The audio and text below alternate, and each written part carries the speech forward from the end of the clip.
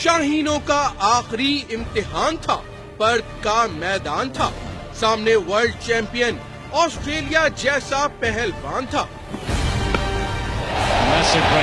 5 में से सिर्फ एक मैच जीतने वाली टीम वापसी की लंबी फ्लाइट के बारे में सोच रही थी और फिर कप्तान ड्रेसिंग रूम में आया और बोला, मुझे पता है कि लोग हमारी वापसी की फ्लाइट का ऐलान कर रहे हैं, मगर मैं तो ये सोच रहा हूँ कि फाइनल में हमारे सामने कौन सी टीम होगी।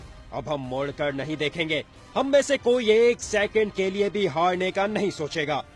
हम जीते बगैर पाकिस्तान वापस नहीं जाएंगे।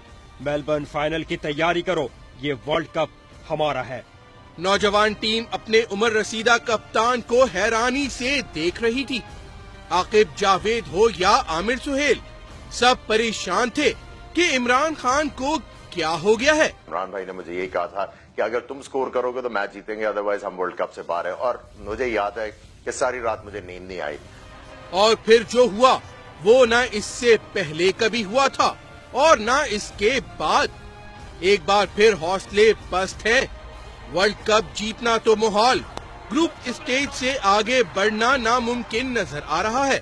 और एक बार फिर इमरान खान को कोलकाता बुलाया गया है। देखते हैं क्या होता है। If they like Tigers, I don't mind if they win or lose today.